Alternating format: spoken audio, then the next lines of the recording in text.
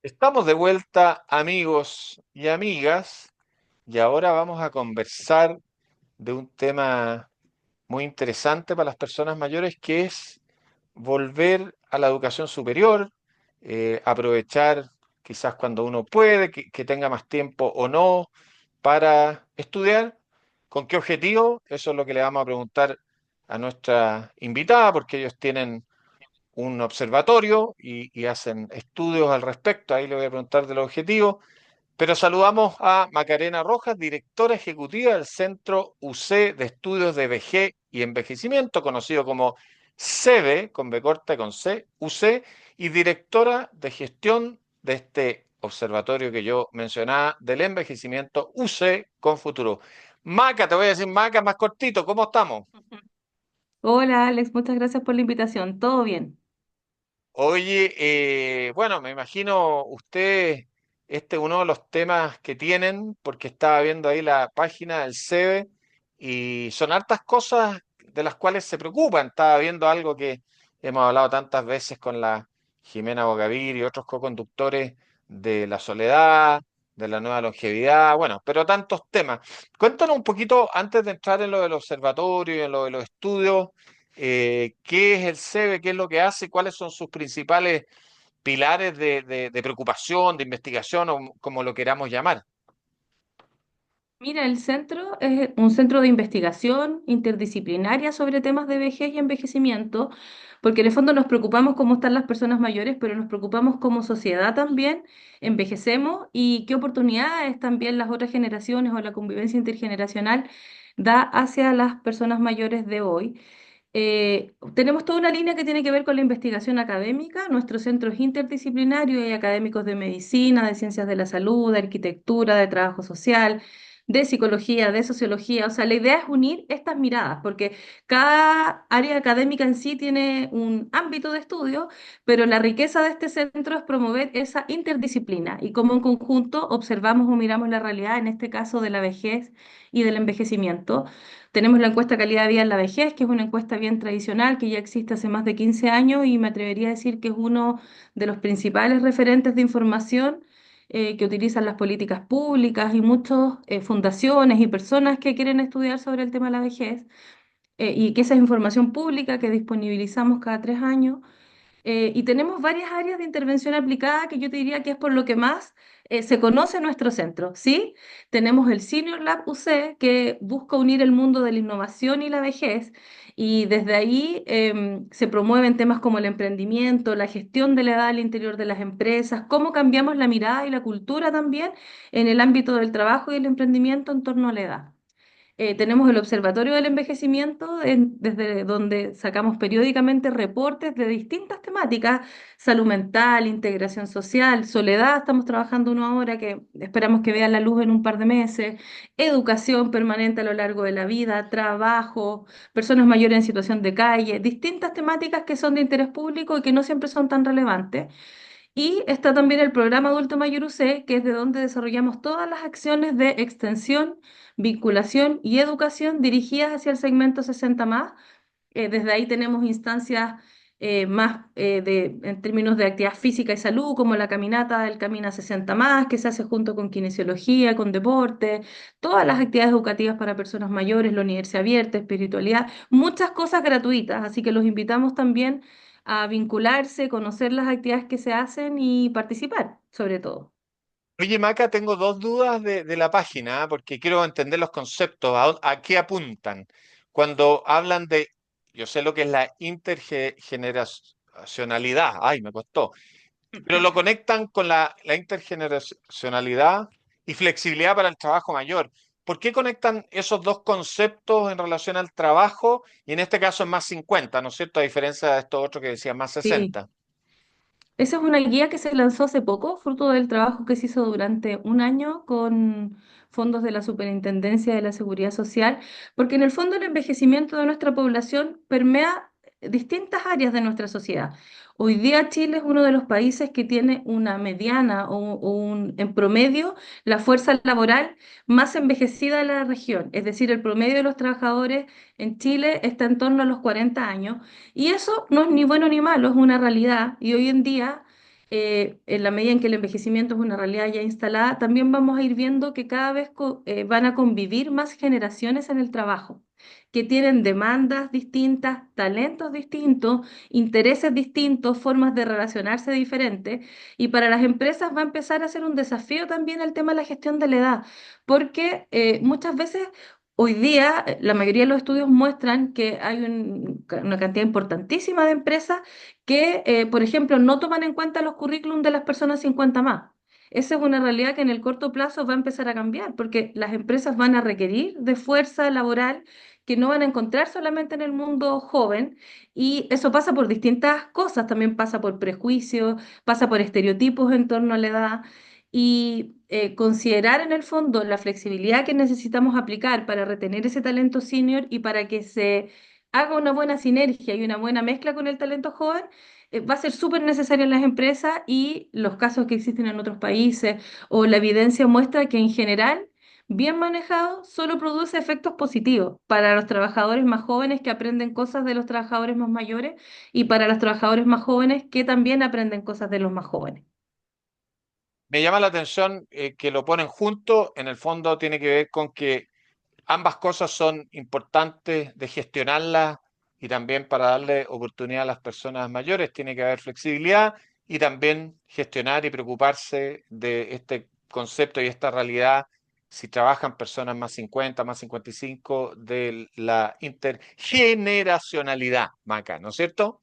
Sí, sí, de todas maneras. Y mira, uno de los motores de nuestro centro, yo te diría que a diferencia a lo mejor de la visión que uno tiene de un centro de investigación, de una universidad, que es algo muy alejado de la realidad, una tremenda riqueza de nuestro centro es que las personas mayores están al centro. Efectivamente, hay espacios de participación, ellos son entrevistados para los reportes que nosotros sacamos, o sea, la voz de las personas mayores está muy presente, y la misión y la visión también de nuestro centro no tiene que ver con generar conocimiento, que ojalá no quede encerrado entre cuatro paredes o que lo ocupen las personas que están pensando teóricamente en torno a un tema, sino que nosotros disponibilizamos esa información a todos los que toman decisiones, los que diseñan programas y políticas públicas, una fundación, un grupo que dice, oye, yo quiero hacer un proyecto para personas mayores, pero lo importante que es primero informarse, conocer la realidad, y en base a eso poder generar algo que efectivamente sea un aporte y genere un cambio.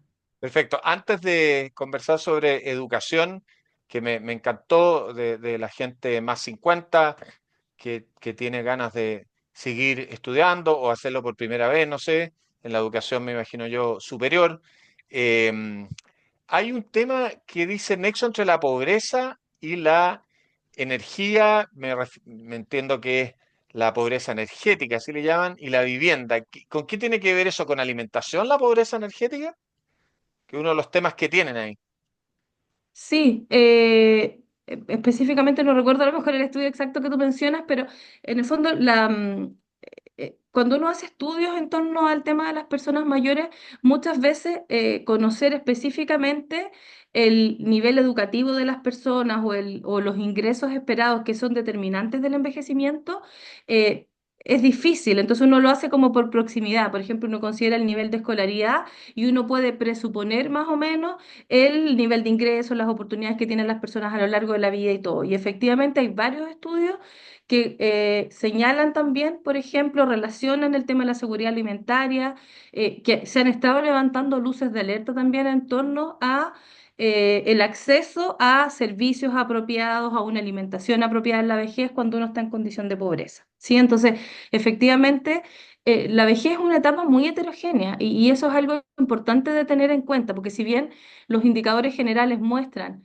que vamos avanzando en términos de a lo mejor la satisfacción con la vida, la calidad de vida, eso no significa que todos los grupos estén bien. O sea, hoy día hay distintas formas de envejecer y distintas formas de vivir la vejez múltiples en los distintos territorios, con mayor conectividad, con menor conectividad, con mayor seguridad alimentaria, con menor seguridad alimentaria, con vulnerabilidad, con acceso a oportunidades, con acceso oportuno a condiciones de salud adecuadas. Entonces, que el promedio no sea malo, nos tiene que contentar, pero no puede invisibilizar que hay realidades específicas de las cuales sí nos tenemos que preocupar, porque hay vejeces muy diferentes y hay realidades muy heterogéneas. Oye, estaba viendo también, y lo último que te pregunto es más una talla, porque veo que está la cumbre plateada y el simpático de Moisés Venegas de Jicker, que siempre está con su sombrerito ahí en Sí, una foto con la polera Colo-Colo, que es un personaje. La otra vez me lo encontré en un evento de Emprende tu Mente, que es una alianza que yo tengo en mi otro programa, y venía sin el sombrero. Y dije, ¿qué pasó con el sombrero? Si es tu... Ah, el sello. es como lo del negro Piñera, claro, tiene que venir con el sombrero. No, se me quedó, no sé qué. Bueno, oye, pero usted organiza, no, o Senior Lab o Senior Lab, usted organiza la cumbre Sí. plateada.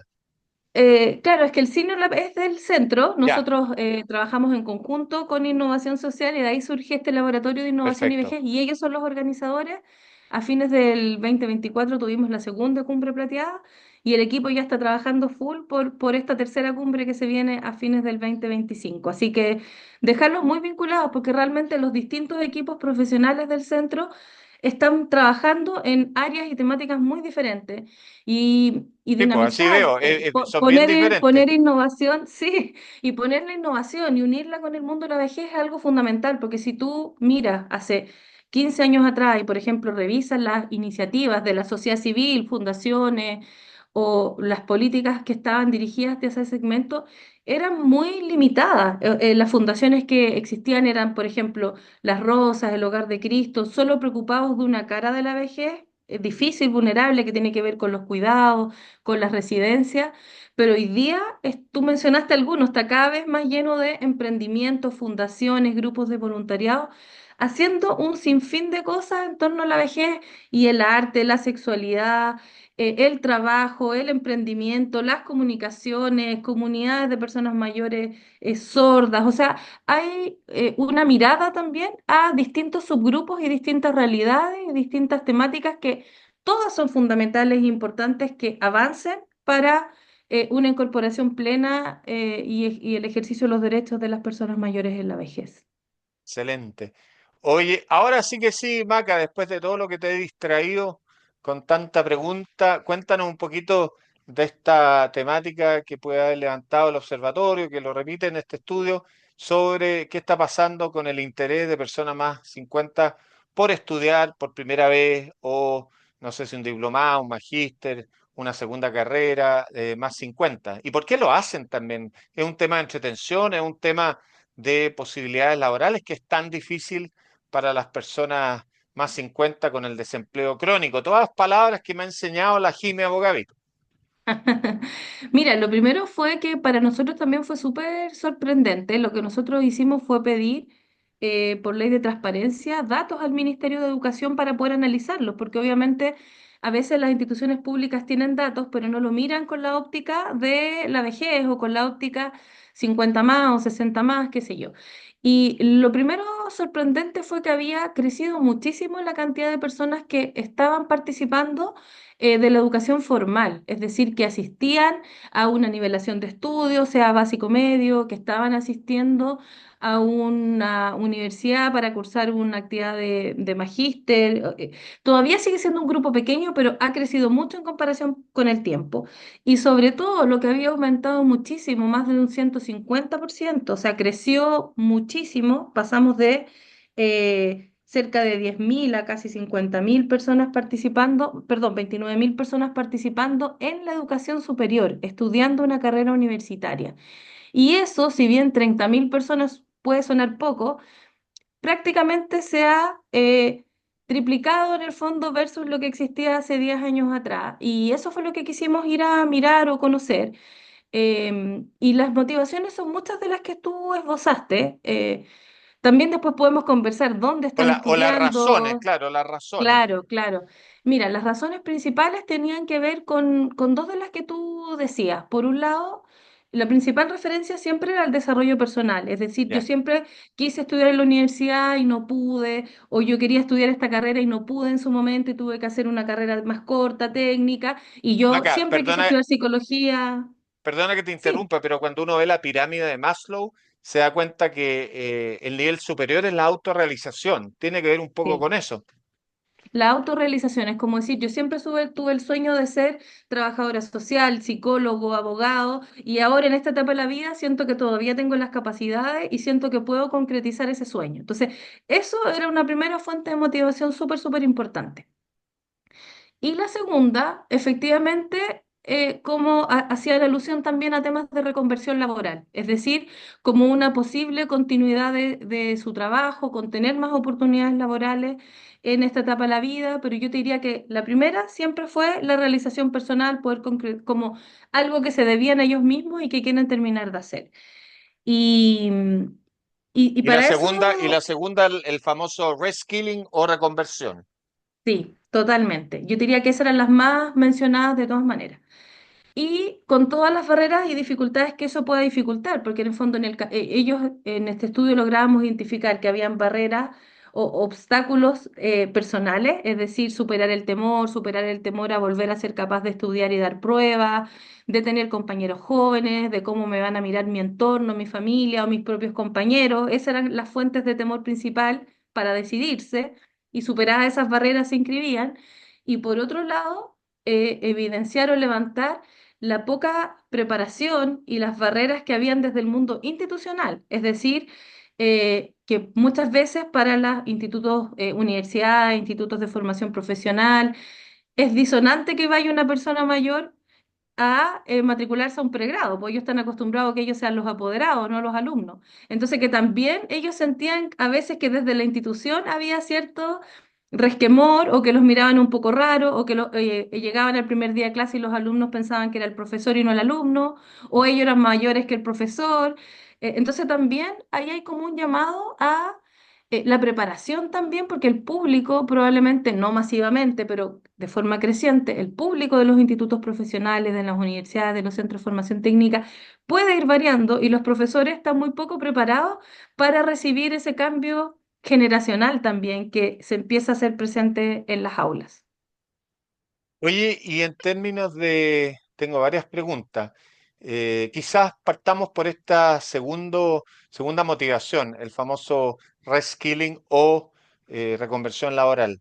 ¿Sirve? O sea, porque cuesta encontrar pega más 50, entonces, reconvirtiéndote, ¿hace una diferencia? ¿Tú lo recomiendas o es gastar plata que no se paga en el 90% de las veces? Se lo pregunto súper práctico porque hay que Sí. invertir, pues. Sí, yo te diría que ahí las noticias no son tan alentadoras y habría que ver bien el rubro, el tipo de profesión que la persona va a escoger, porque en general lo que muestran los estudios en torno al tema del trabajo es que las personas 50 o 60 más que buscan emplearse ha crecido mucho el emprendimiento. Entonces, Mm. si tú vas a estudiar algo que a lo mejor te va a permitir desarrollar tus capacidades de forma independiente, de forma más libre y vas construyendo un proyecto laboral también en torno a eso, puede funcionar y puede ser una súper buena herramienta.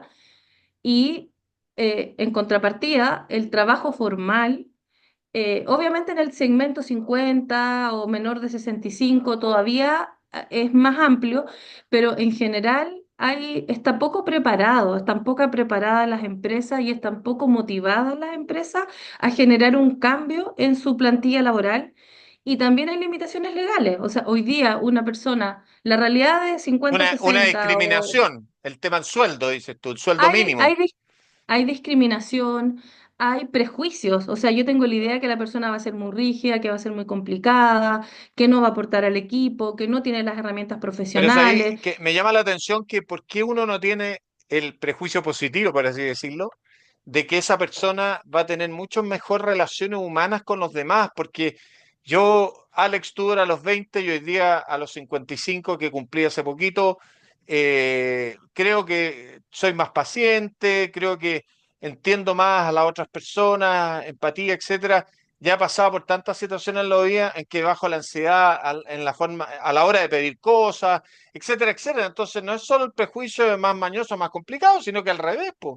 Sí, y por eso es todo cultural, o sea, cuando hay empresas que han empezado a abrir su mente o han empezado a conocer sobre el edadismo, sobre la discriminación por edad y que todos estos son prejuicios, efectivamente se produce un cambio que ojalá también vaya acompañado con un cambio legislativo, porque también muchas veces las personas pasados los 60, los 65, 70, también buscan mayor flexibilidad. Y hoy día la legislación actual permite bastante poca flexibilidad en las contrataciones, en los horarios, en varias cosas que también son una limitante para ser ecuánime. O sea, hay una cuota de responsabilidad que tiene que ver con la cultura de las empresas y con este como invisibilidad que tenemos hacia las personas mayores y los prejuicios, que tal como tú dices, no están basados en la realidad porque todos los estudios muestran que efectivamente muchas personas mayores son más responsables, aportan otras cosas que las generaciones más jóvenes no tienen y viceversa. Pero por otra parte, también tenemos una legislación que se ha ido quedando atrás en ver la demanda de este grupo, o sea, porque se tiende a unir mucho la discusión de la seguridad social con el trabajo, que yo creo que es importante que comprendamos que son cosas distintas. O sea, el derecho a jubilar es algo que es obvio que tiene que estar garantizado y ojalá tengamos mejores pensiones y un buen piso base de seguridad social. Pero eso no quita que incluso por necesidad de ingresos, pero muchas veces incluso no por la necesidad de ingresos, hay un grupo creciente y grande de personas mayores que busca incorporarse al mundo laboral y el mundo laboral formal, por decirlo de algún modo, no tiene muchas herramientas para acogerlos, ¿sí? Solo hay formatos más rígidos de trabajo, poco flexibles, jornadas que no se acomodan a la expectativa de una persona que a lo mejor ya trabajó 40 años de lunes a viernes, jornada completa. Pucha, yo sí quiero trabajar, pero quiero trabajar medio tiempo, quiero trabajar menos horas, quiero trabajar a lo mejor en un formato un poco más flexible. Y eso yo te diría que es algo que podría cambiarse, adaptarse a una legislación específica y que podría dinamizar mucho la posibilidad de empleo formal, por decirlo de algún modo. Sí, yo sé que estamos hablando de educación y te pregunté si movía la aguja, el estudio, y tú me contestaste que todavía faltaba un poquito ese cambio de conciencia a la empresa y todas las problemáticas de flexibilidad y otras. Pero interesante este tema de la startup. Yo, en mi otro programa, hago muchas entrevistas startup, también estoy tratando de levantar lucas por una startup. Ya te voy a contar cuando se pueda, Maca. Oye, Eso. y no está fácil. Y esta combinación de personas con más experiencia, con gente joven, yo creo que es buena. Entonces, de repente, y linkeándolo a la educación, las personas que se reconvierten o que quieren ver un tema profesional por el emprendimiento, podrían estudiar algo que además de su experiencia sea interesante para un joven, digamos. ¿Ah? O sea, yo Sí, tengo una y ahí hay experiencia, estudio carreras. algo y me junto con un joven y hacemos un emprendimiento. No tiene que ser una startup, puede ser un Sí. emprendimiento. Y hay carreras que permiten el ejercicio libre de la profesión o uno puede encontrar líneas dentro de lo que está estudiando que te permiten eso. Por ejemplo, los psicólogos que pueden atender terapia o un kinesiólogo que puede hacer terapia a domicilio, qué sé yo, cosas que efectivamente pueden complementar tu experiencia de vida, la experiencia que has tenido laboral y también con una experiencia profesional incipiente, pero que te puede también dar a lo mejor una salida de ingreso. Y yo diría que otra cosa que nos llama mucho la atención de este reporte, efectivamente como era ese creciente interés y que nosotros creemos que solo va a seguir creciendo, pero también era interesante en dónde buscaban matricularse en el fondo, ¿sí? Entonces creemos que ahí hay factores como la gratuidad o las menores barreras de ingreso porque no exigen puntaje tan alto, la mayor participación y había crecido muchísimo, eran los institutos profesionales y en los centros de formación técnica porque efectivamente muchas veces tienen aranceles un poco más bajos, puedes acceder de igual modo a la gratuidad. Si bien te piden un puntaje, no te piden a lo mejor un puntaje tan competitivo como podría ser en una universidad o en ciertas universidades. Entonces, yo diría que ese era como otro factor muy importante y la necesidad de la preparación de los profesores y de las áreas educativas para educar a lo largo de la vida o educar a personas de distintas edades, porque también eso era súper fundamental, como que el profesor no tuviera prejuicio, ayudara a la incorporación con los más jóvenes, porque ellos decían que su principal temor era tener compañeros más jóvenes, pero que ese fue el menor de los problemas que se encontraron en el camino, que a veces las barreras eran más digitales, porque hoy día muchas de las evaluaciones o las formas de acceder los estudiantes están todas online y la visión que tenían los profesores a tener estudiantes mayores. Mucho más que compartir con los compañeros Imag- jóvenes, que eso había sido súper fácil. Imagínate. Oye, y desde el punto, yo te iba a preguntar justamente por dónde estudiaban, tú lo, digamos, lo expresaste desde el punto de vista en qué parte, por así decirlo, de la educación superior, pero te iba a preguntar otra cosa. ¿Tiene sentido que hayan horarios especiales? Es difícil que haya la masa crítica, pero ¿estudia más en horario normal en la mañana o es más en la tarde, en la noche? ¿Se debieran, a tu juicio, dar esa oportunidad?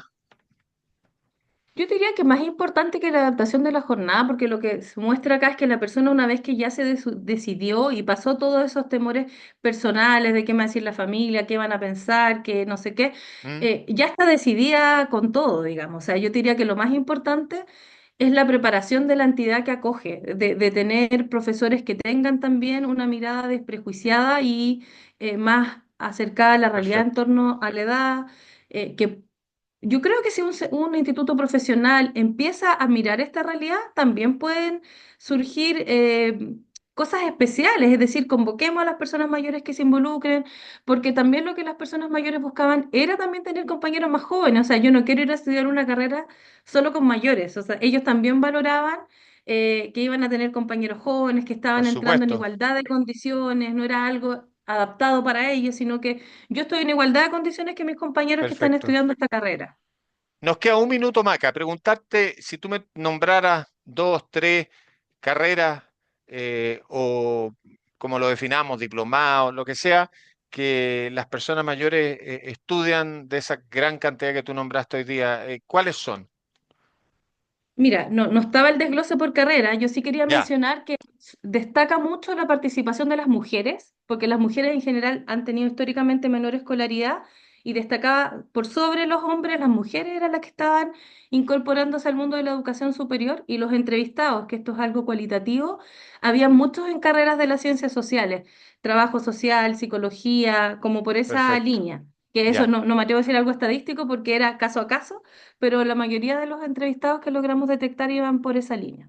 Excelente. Hoy estuvo muy interesante. Agradecerle a Macarena Rojas, directora ejecutiva del Centro UC de Estudios de Vejez y Envejecimiento, CBUC, y directora de gestión del Observatorio del Envejecimiento UC con Futuro. Muchas gracias, Maca.